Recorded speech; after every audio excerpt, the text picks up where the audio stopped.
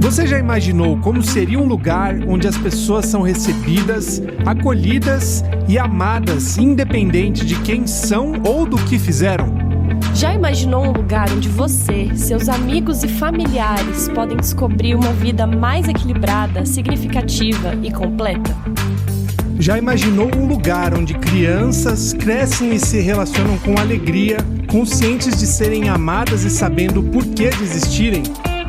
Já imaginou uma comunidade cristã que se importa com a realidade das pessoas vulneráveis e que luta dia após dia para mostrar o reino em meio à desigualdade social? Já imaginou uma igreja que dialoga com a cultura de forma sábia, equilibrada, íntegra e relevante e que responde aos questionamentos do nosso tempo?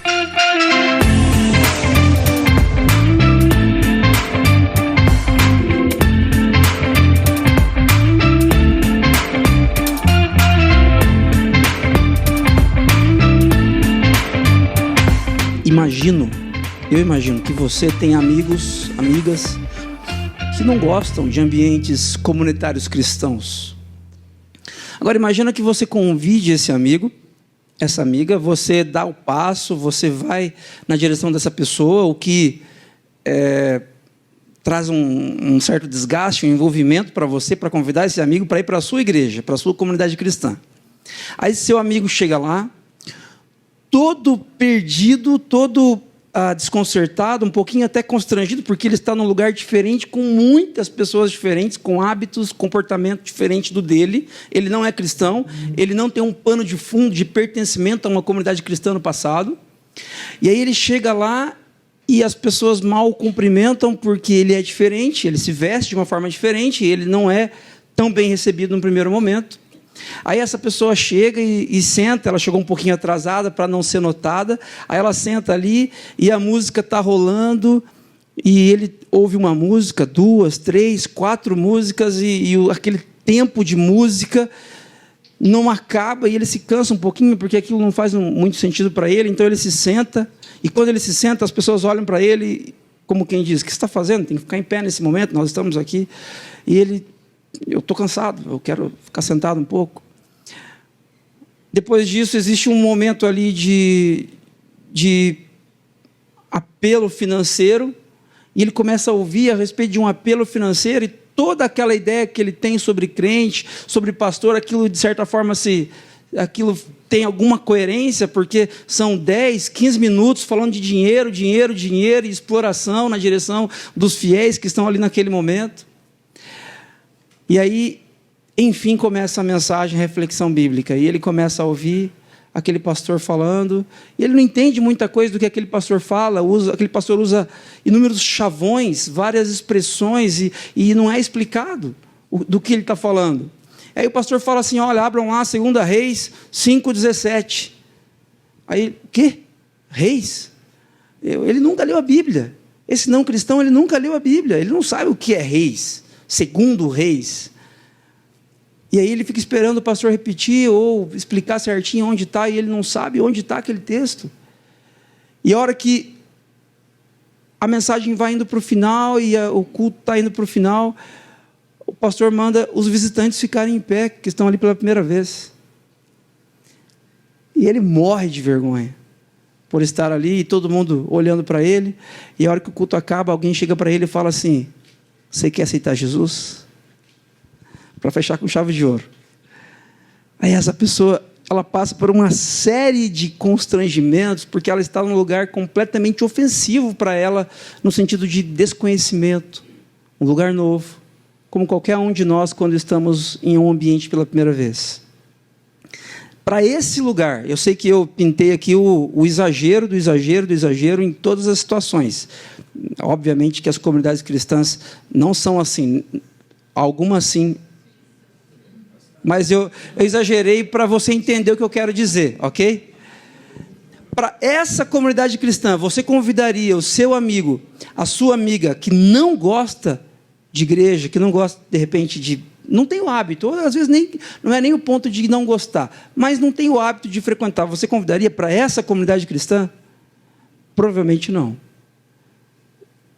Provavelmente não. Talvez você entenda, por já ser um discípulo de Jesus, uma discípula de Jesus, mas o que eu queria convidar você hoje, não é pensar contra nenhuma outra comunidade cristã, não estamos aqui para julgar ninguém, mas eu quero que você ouse imaginar um lugar onde você pode convidar os seus amigos, as suas amigas, que não são discípulos de Jesus, que nunca foram cristãs, que de repente são provenientes de um outro âmbito religioso, mas que você tem alegria e tranquilidade para convidá-los para vir para um encontro, para um tempo de ajuntamento. Por quê?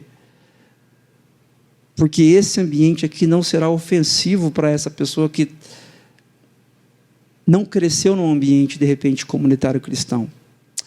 O pastor Steve Andrews, ele faz uma pergunta e a gente vira e mexe, repete aqui, como seria a igreja onde a única coisa que ofendesse o não cristão fosse o evangelho?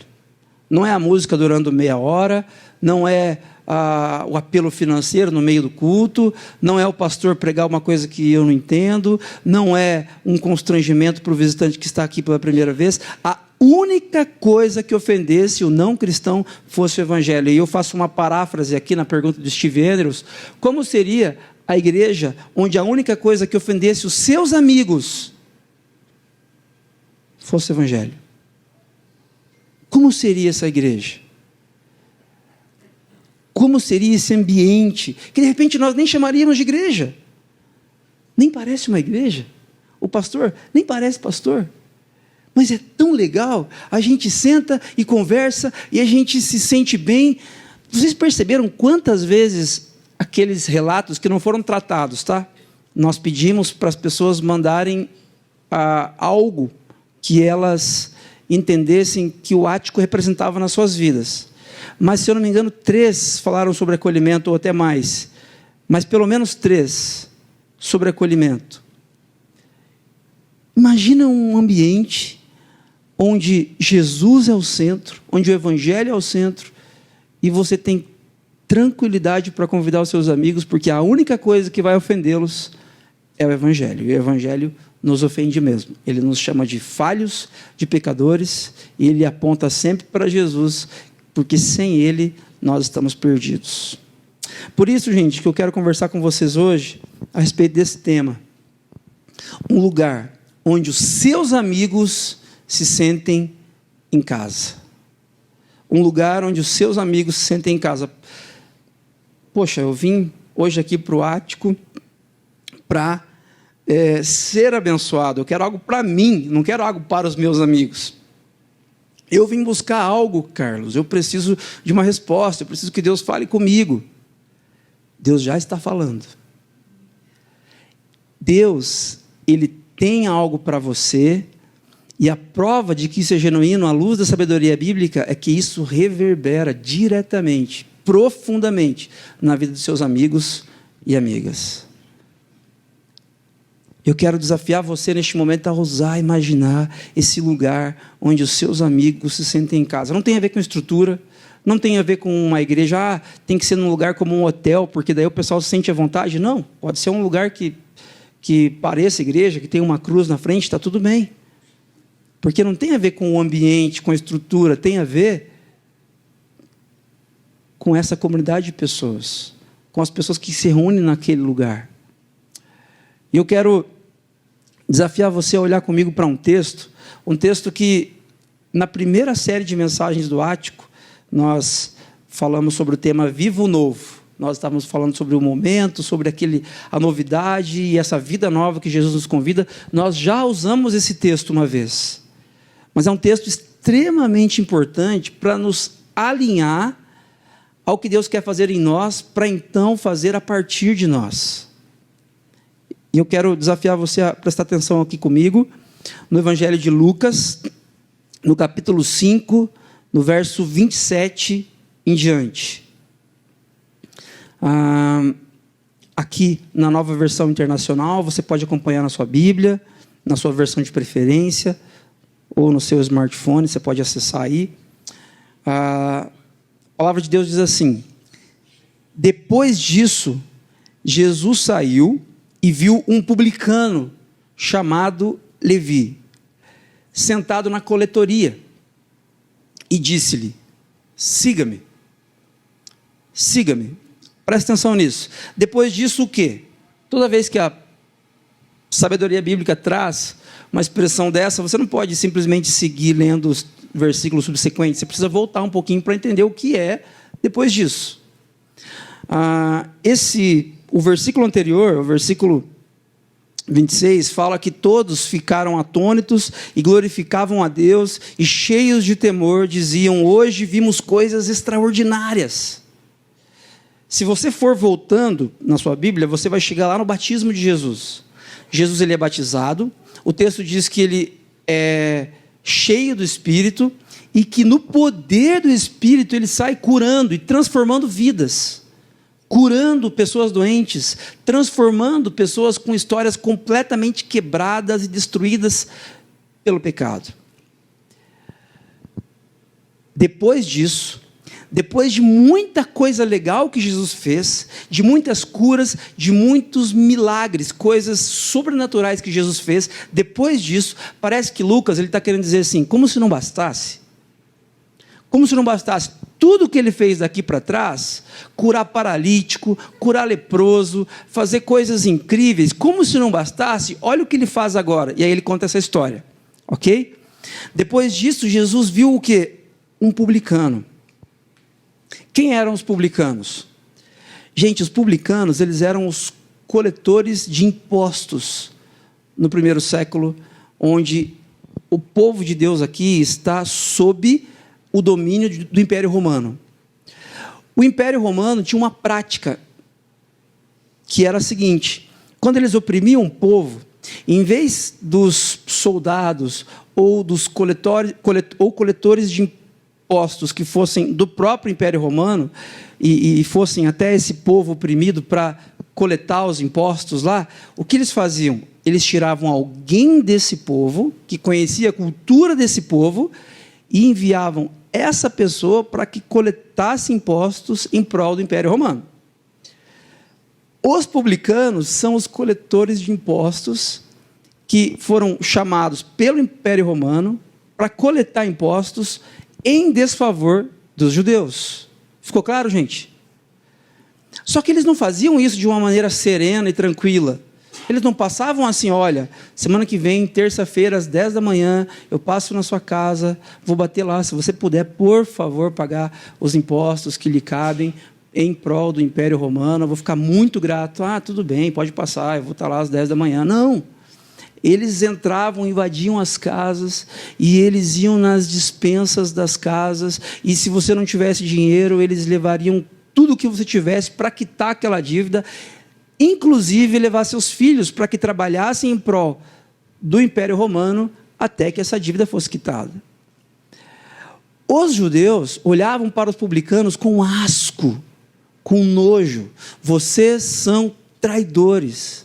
Vocês oprimem o próprio povo de vocês em prol de benefício próprio.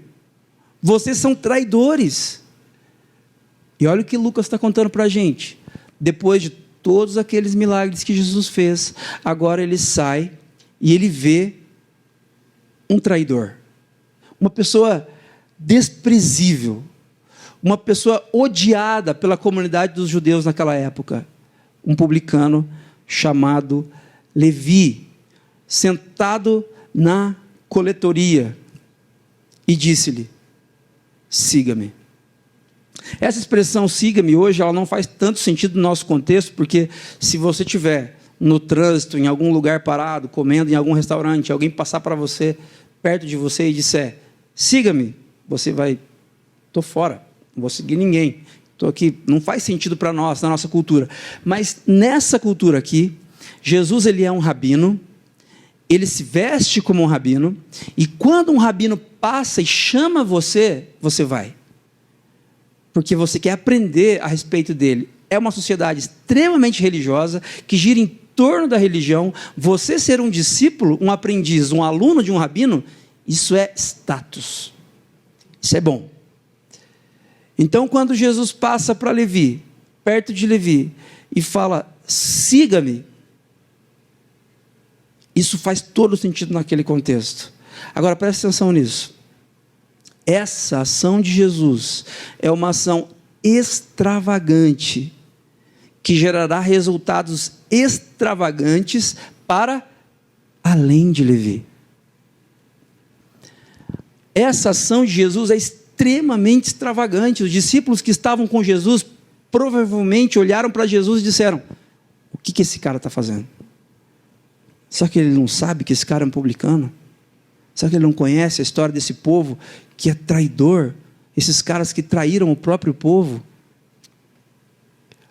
Mas essa ação de Jesus, ela é extravagante, amorosamente extravagante, e que gerará resultados extravagantes para além de Levi. Não tem a ver com Levi o que está acontecendo aqui, presta atenção nisso.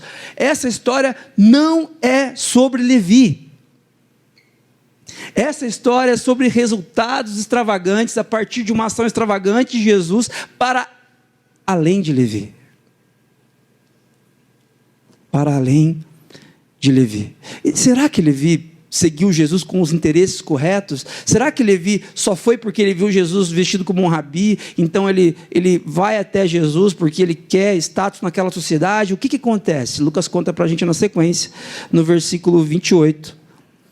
Levi levantou-se, deixou tudo e o seguiu.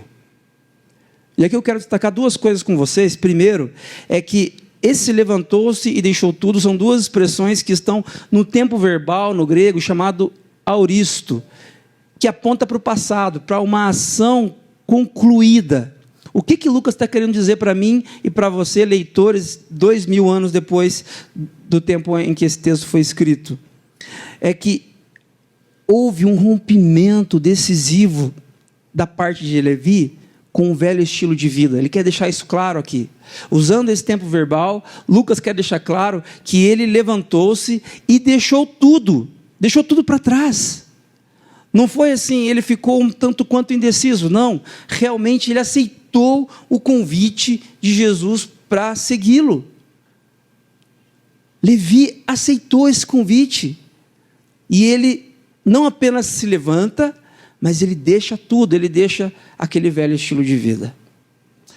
Esse velho estilo de vida de Levi é o estilo de vida do alcance dos nossos próprios sonhos, desejos, vontades.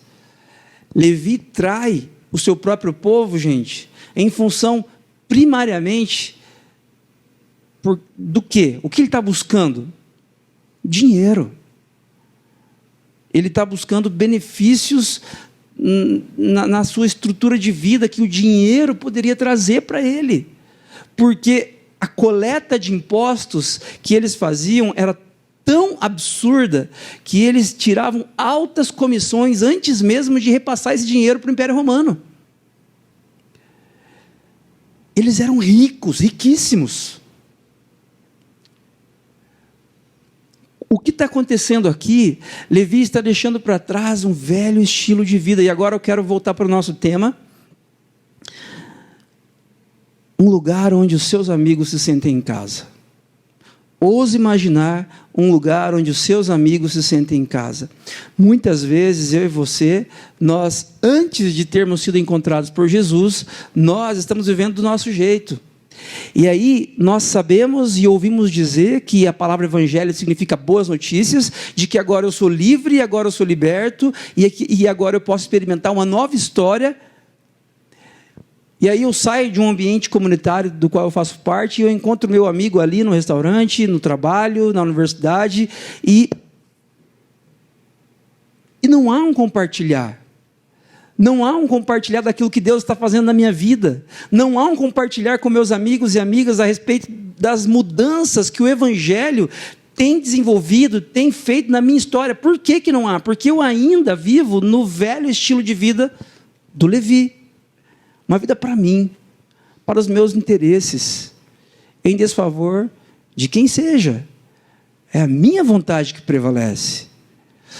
Agora, o texto diz que Levi se levanta, deixa tudo para trás, ele rompe com o antigo estilo de vida e ele passa a seguir Jesus. E aqui, uma outra coisa que eu queria destacar é que essa palavra seguiu está num tempo verbal no grego chamado imperfeito, que tem a ver com continuidade. Significa que Levi não apenas seguiu a Jesus naquela tarde, não apenas naquela semana e depois ele deixou quieto e sumiu da vida de Jesus, não. Significa que ele passou a ter uma vida contínua de discipulado com Jesus.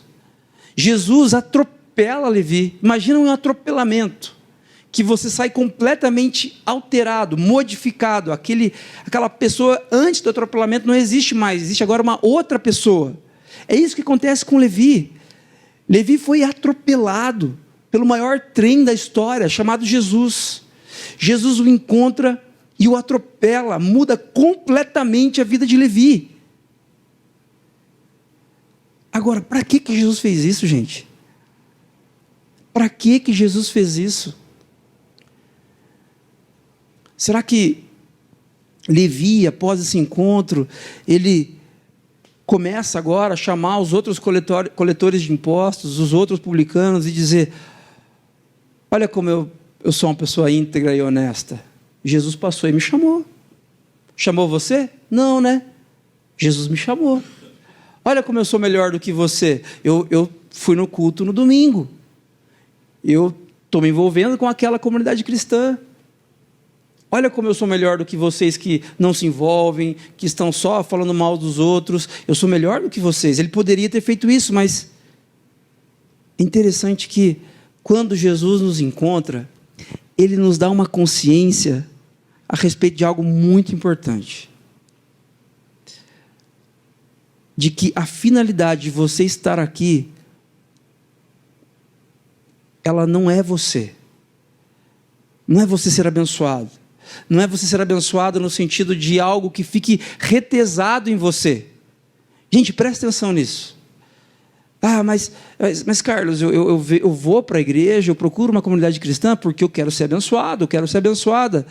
Tá, mas eu não estou querendo jogar um balde de água fria em você. Eu estou querendo, a partir da sabedoria bíblica, dizer para você que não é assim que funciona. Você ser abençoado não tem a ver com você. Não tem a ver com você, tem a ver com os seus amigos que estão perto de você. Tem a ver com as pessoas que cercam você. Com as pessoas que Deus vai alcançar a partir de você. Ontem, aliás, sexta-feira e ontem, sexta e sábado, eu, o Cid e o Wagner, nós tivemos uma conferência em Campinas, na igreja presbiteriana Chácara Primavera, que é a igreja mãe desse movimento de igrejas plantadas do qual nós fazemos parte. E o pastor Ricardo, em uma das suas falas, ele disse o seguinte: o nosso fim é ser meio. O nosso fim é ser meio. Presta atenção nisso, gente. Por que você vai à igreja? Por que você tem um relacionamento com Jesus? Porque eu quero viver melhor, eu quero ter mais paz, porque eu quero viver bem comigo mesmo. Tá, esse é um ponto importante também, faz parte. Mas a principal finalidade que você tem é ser meio. É ser meio.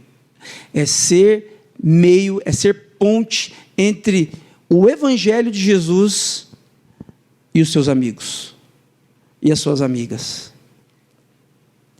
É isso que acontece com Levi.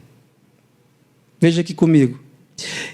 Olha o que acontece depois que Jesus o encontra e ele passa a seguir Jesus, continuamente numa vida de discipulado. Então, Levi ofereceu um grande banquete a quem? Aos amigos?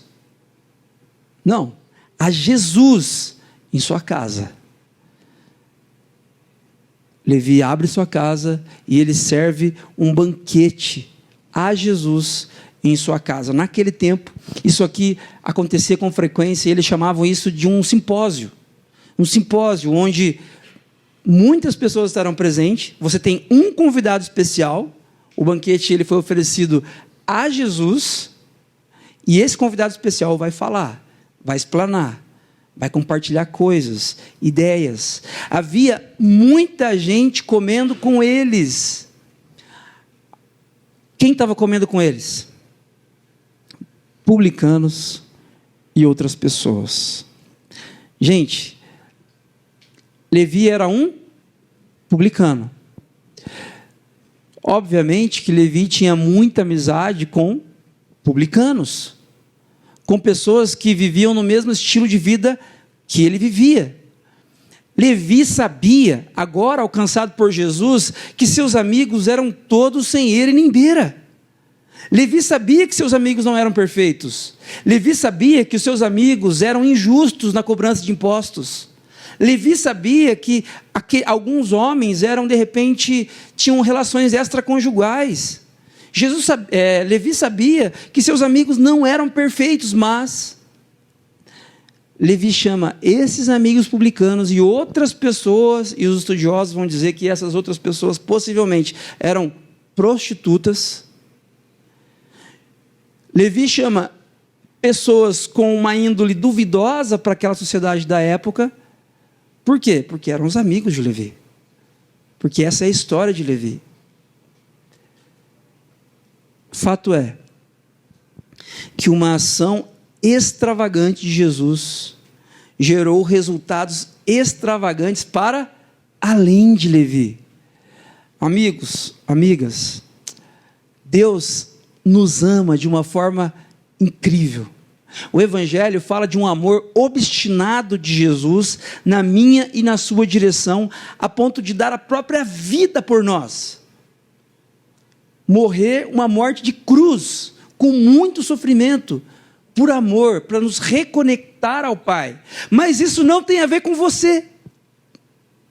Isso tem a ver com você e com ele, o que Ele vai fazer a partir de você, com seus amigos.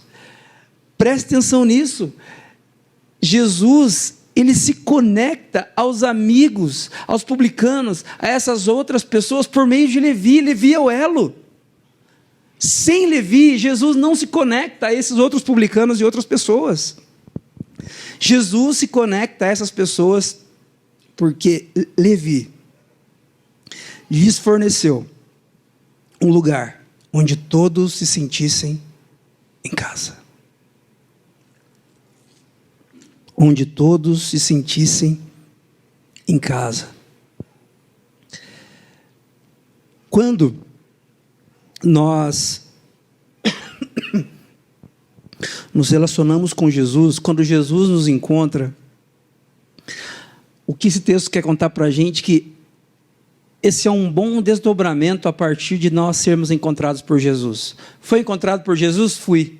Jesus me encontrou, eu entendi que Ele entrou na história e morreu na cruz por mim para dar significado e sentido para a minha vida. Eu entendi isso. Então, dá esses passos, assim como Levi aqui, ó. Convida seus amigos, independentemente de quem sejam, e deixa Jesus ser o convidado principal, e deixa com que você seja o elo entre Jesus e os seus amigos. Apresente para os seus amigos um lugar onde eles se sintam em casa, onde eles se sintam bem, onde eles falem assim: puxa, eu nem entendi o que o pastor disse, a música foi legal, mas assim, eu não estou muito acostumado com aquele estilo não, mas eu quero voltar, eu me senti em casa, eu quero voltar nesse lugar. O texto continua: mas os fariseus, quem eram os fariseus, gente? Os fariseus eram um dos partidos políticos da época, o principal partido político da época, e eles eram um partido composto de gente muito rica, muito importante, e que guardava a lei, o Antigo Testamento, fervorosamente. Esses fariseus e os mestres da lei, que eram os escribas, que eram os entendidos profundos das Escrituras, eles começam a se queixar aos discípulos de Jesus. Olha só, aos discípulos de Jesus, aos de dentro: por que vocês comem e bebem com publicanos, com traidores e com pecadores, com prostitutas, com drogados, com pessoas que estão à margem da sociedade? Por que vocês comem e bebem com esse tipo de gente? Interessante que não são os discípulos que respondem. Jesus lhes respondeu. Não são os que têm saúde que precisam de médico, mas sim os doentes. Eu não vim chamar justos, mas pecadores ao arrependimento. Olha só, Levi tem papel direto no alcance de Jesus na vida dos seus amigos. Levi tem papel direto, gente. E eu quero desafiar você nesse momento. Nós somos uma comunidade cristã, e nós falamos isso no último domingo, nós queremos ser uma comunidade cristã missional. O que isso significa? Significa que nós queremos ser uma comunidade cristã em missão, onde quer que estejamos. Então, se você sair daqui agora, você vai num restaurante, vai comer na sua casa, na casa da sogra, na casa do pai, da mãe, do filho, e aí você vai ter esse tempo, enquanto você vai, você está em missão. À noite, quando você for dar aquela passadinha na padaria, pegar um pãozinho para o final do dia, indo à padaria, você está em missão.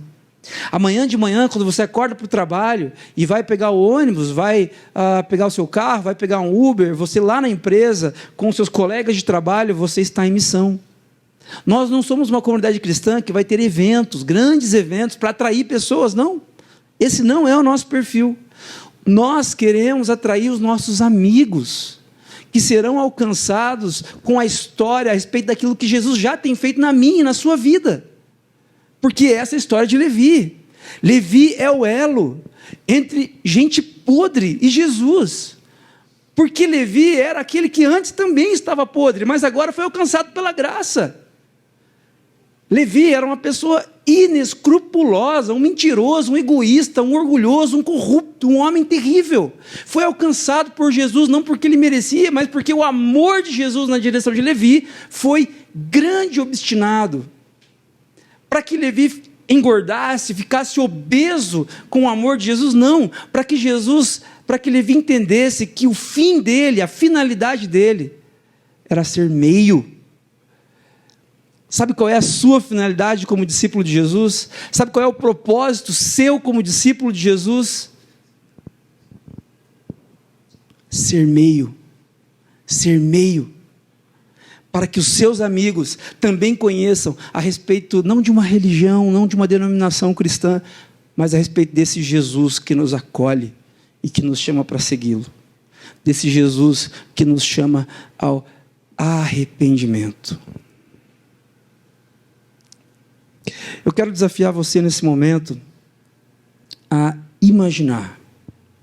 O teólogo Walter Brueggemann diz a respeito da imaginação, e ele chama essa imaginação de profética. Por quê? Porque o profetismo, gente, esse conceito teológico, ele tem a ver não com você adivinhar o futuro. Não é isso que é profecia. A profecia, o profetismo, tem a ver com você olhar para uma realidade que já existe do reino de Deus e que nós podemos viver capacitados pelo Espírito Santo. Não por nós mesmos, mas pelo Espírito Santo. O reino de Deus já chegou, mas nós ainda somos pecadores, não é verdade? Nós somos falhos. Eu sou falho, eu sou limitado e eu sei que você também é. Agora, a imaginação profética, segundo Walter Brueggemann, é a capacidade de enxergar o mundo como se fosse diferente. Imagine essa igreja. Imagine este lugar onde seus amigos chegariam e se sentissem à vontade. Imagine, eles chegando e você não precisar falar para eles assim, aquele que está vindo falar com você lá é o pastor. Não precisa, você não precisa falar isso, está tudo bem. No meio do culto eles falam sobre dinheiro, mas é rapidão, fique tranquilo, não vai pegar nada para você não. Você não precisa dar, não fique constrangido. Você não precisa falar isso para o seu amigo, para a sua amiga, porque está tudo bem. O culto vai demorar 3 horas, mas é que hoje vai ter 2 pregações, a pregação A, a pregação B, então hoje vai ser diferente, você veio num dia complicado. Você não precisa. Ouse imaginar um lugar onde seus amigos se sentem à vontade. Exercite a sua imaginação de imaginar esse mundo onde as coisas sejam, onde as coisas fossem diferentes. E haja de acordo com essa visão. Vamos construir isso juntos. Essa conversa aqui, gente, é um convite não apenas para a imaginação, mas é um convite para a ação. Vamos construir isso juntos? Vamos ser uma igreja acolhedora? Jamais seremos uma comunidade perfeita. Todas as outras comunidades da cidade estão fazendo o seu papel diante da multiforme graça de Jesus. Cada comunidade cristã tem o seu papel no ecossistema de discipulado do que Jesus está fazendo na história. O nosso papel, a nossa identidade é acolher. Nós queremos ser uma igreja acolhedora. Nós queremos ser uma comunidade onde os seus amigos não cristãos, onde os seus amigos que nunca pisaram numa comunidade cristã, venham nos visitar e se sintam em casa. E se sintam bem. Enxergue o mundo como se ele fosse diferente e haja de acordo com essa visão. Como é que você pode agir de acordo com essa visão? Haja como Levi. Dê um banquete na sua casa. Dê um banquete na sua casa de cafezinho e bolacha, água e sal. Chame lá 3, 4 amigos e deixe Jesus ser o convidado especial. Deixe Jesus ser o centro. Deixe a vida de Jesus permear todos os assuntos da conversa daquela noite. E faça com que seus amigos também conheçam esse Jesus maravilhoso por meio de você.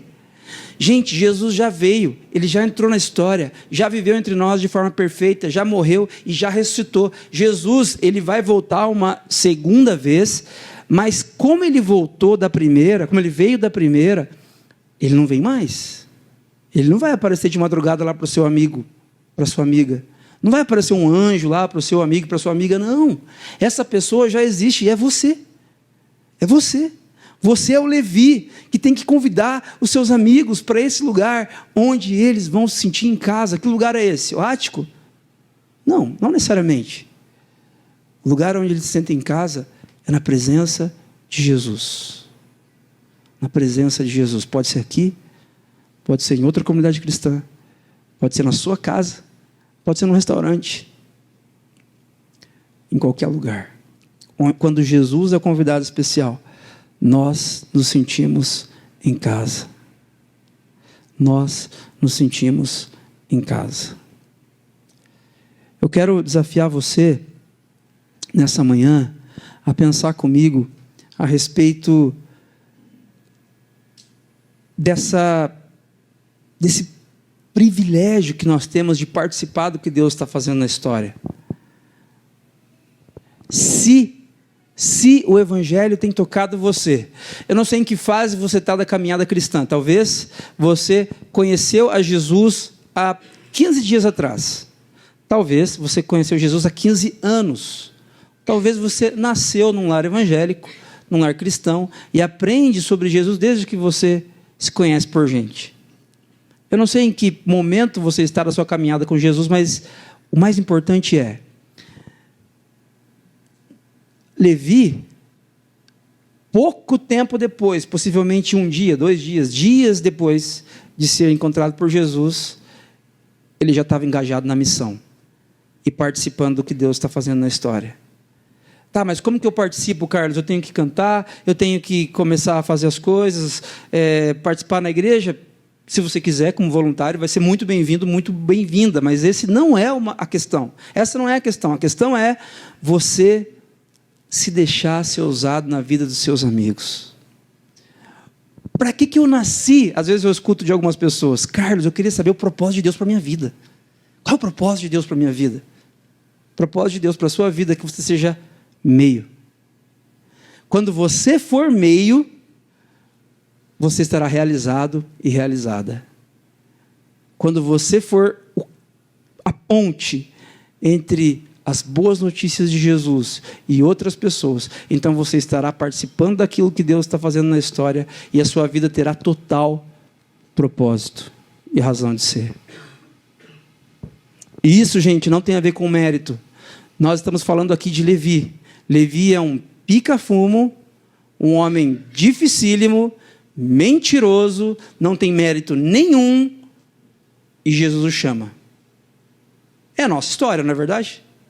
É tipo nós, né, Levi? Somos falhos, somos pecadores, somos orgulhosos, somos egoístas, e Jesus passa ali por aquela porta e diz: ei, pessoal, sigam-me, vem comigo, que no caminho eu explico. E Jesus transforma a nossa vida, Jesus muda a nossa maneira de pensar, e o maior indicador de que isso está acontecendo mesmo, é quando nós começamos a compartilhar isso com os nossos amigos. Assim, para a gente levar para casa, eu quero compartilhar com vocês duas coisas para a gente orar. Primeiro, o amor extravagante de Jesus na sua direção tem que gerar ações extravagantes suas na direção dos seus amigos. Gente, peça para Deus capacitar você com coragem para você convidar os seus amigos e suas amigas para fazer parte dessa jornada com a gente. E isso pode ter a ver com o ático e pode não ter a ver com o ático. Você pode falar de Jesus, pode compartilhar o estilo de vida de Jesus com seu amigo, e ele preferir ir numa outra comunidade cristã, e está tudo bem. Está tudo bem. Mas o que não pode acontecer é o evangelho de Jesus ficar retesado em você. Isso vai adoecer e matar você. E tirar todo o propósito da sua existência. Deixe com que a ação, o amor extravagante de Jesus na sua direção, gere ações extravagantes suas na direção dos seus amigos. Por que extravagantes suas? Isso teve um custo para Levi. Quanto custou fazer um jantar, um grande banquete, o texto diz? Quanto custou para Levi isso? Com 10, 15, 20, 30, 50, 100 convidados? Quanto custou isso para Levi? Teve um custo. Vai ter um custo para você também. E muito provavelmente, não um custo financeiro necessariamente. Outros tipos de custo vai ter. Mas foi para isso que você nasceu. Foi para isso. Ouse imaginar um lugar onde seus amigos se sentem em casa. Compartilhe com seus amigos o que Jesus já fez em sua vida. E ainda, ouse imaginar, ouse orar, ouse entrar em contato e convidar seus amigos para um lugar onde Jesus seja o convidado mais especial. Não tem a ver com religião, não tem a ver com denominação, não tem a ver com gosto. Ah, uma igreja mais assim, mais assado. Não, tem a ver com Jesus ser o centro. Eu quero desafiar você nesse momento a fechar os seus olhos. Eu quero que você ouse imaginar pessoas específicas que você já conhece. Mas Carlos, nem eu cheguei direito, eu nem conheço Jesus direito. Levi também não conhecia tão bem, não. Levi conhecia algumas coisas sobre Jesus que Jesus o tinha chamado. Levi não tinha total conhecimento a respeito de Jesus e dos ensinamentos de Jesus, talvez.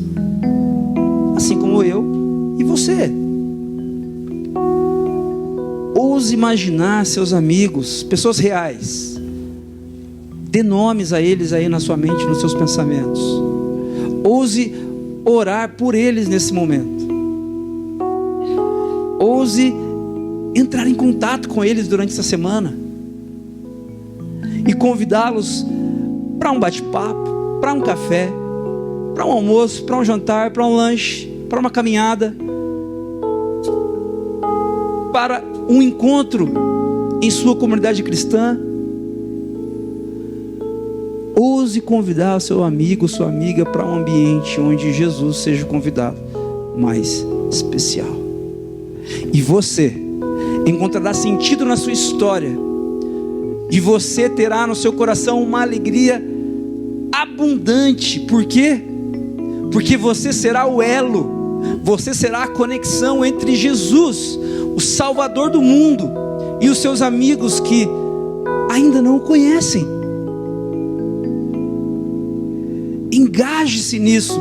Ouse imaginar um lugar onde seus amigos se sintam em casa. Deus de graça, obrigado, Pai, pela história de Levi. Obrigado, Senhor, porque assim como Levi, nós não temos merecimento algum.